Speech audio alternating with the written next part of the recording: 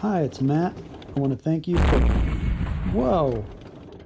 for waiting around for this video I've been working on for a while. I was hoping that the war might be over before I finished it. It's a T-90 tank, Russian tank, as you've seen in the invasion of Ukraine. I try to make it as much to scale as I could. The only problem is they're susceptible to American-made javelins. No, not that kind of javelin. This kind of javelin.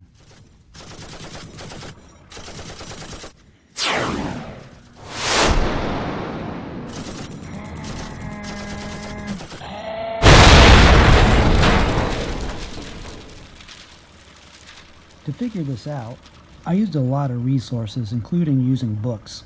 You remember books, don't you? This one I got for Christmas, and it is fantastic.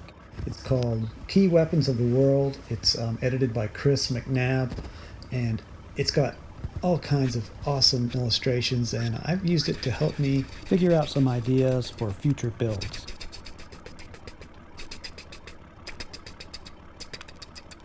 Hint, hint. One of the reasons it took me so long to make this is because I did two different versions. One has the tank barrel, has a conical base, and two hatches, and it has a solid bottom that I didn't really like. So I did this version, which is got a hollow body, and I even put escape hatches in the bottom. This is what the escape hatches look like when they're open. This view actually has the front plate taken off of the tank, and here's what they look like when they are fully retracted and the floor is flat. In this first version, I actually have two hatches just because I wanted to. And for the second version, I just did this single center hatch for the driver, just like real life. First barrel type with the conical base to it. And here's the second one where there's a round base to the cannon. Here's the front view with the notorious Z on it. And here's the back showing the fuel tanks, and I'm not sure what the tubular things are on the back. Here's a close-up of the mantlet, and I'm just using packaging tape there. Let's go ahead and pull the turret off of this second version, close the hatch, and take off the front. Let's back up a little bit, and I'm going to show you this front piece. And that's how it mounts, if you could see inside of the tank. And I'm going to pull off the front sloping armor. Here's the configuration for the single hatch. I'm using Kobe fenders from a Jeep for my front mud guards. And for the solid body, there's a typical turntable. That's what it looks like for the twin hatches. And let's talk about the turret. It took a lot of time to figure this turret out, and a lot of trial and error. And there's more than one way to do it. Looking at the blueprints, the turret actually has a hexagonal profile from the top, but I chose to use sort of an ovoid shape, and I used the flexible strips to mount the reactive armor.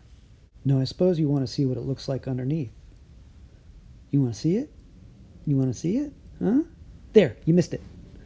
So let's take a look as I peel away the different layers.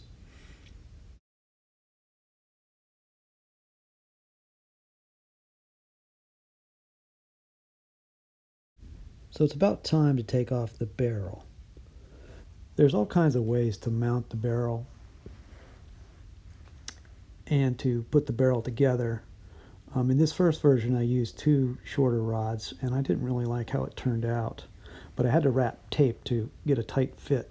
For this thicker part of the barrel, I just wrapped the packaging tape around a bunch of times and then cut it with an X-Acto knife. Remember kids, safety first.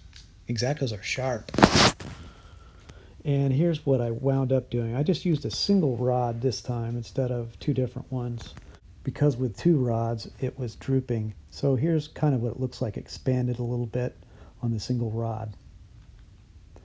And now we're going to look at the side skirting. This is what it looks like behind one of those 3x3 sections. That black thing you see between the light gray and the dark gray is the tread, by the way. Now we're back to the hull, and just going to start taking pieces away. The last thing we're going to do is take off the fuel tanks. And here's a close-up of the fuel tanks. You can do this in a lot of different ways too. These are just the parts I had on hand. Back to the hull, we're going to take away the engine grating. I didn't put an engine in this one. I spent enough time on it already. Underneath I have the tracks pulled aside, and you can see without those 1-bys, the wheel get really wobbly. Here's a close-up of the hatch, and there's my secret weapon double-sided piece that I use so often. Looking at the back of the hull, we're going to take that tubular thing off. I'm not sure what it is. Just a rod with cylindrical pieces on it, and the skirts hold it in essentially. Now here's the turret mounted machine gun. It's not quite like the one on the actual tank, but it's not bad. That's a suitcase piece that I'm using on top. I'm sure you could detail it out a little more, especially like with the shell grabber. And the flag, it's just painted and Sharpie, and I did a crappy job, and I don't care.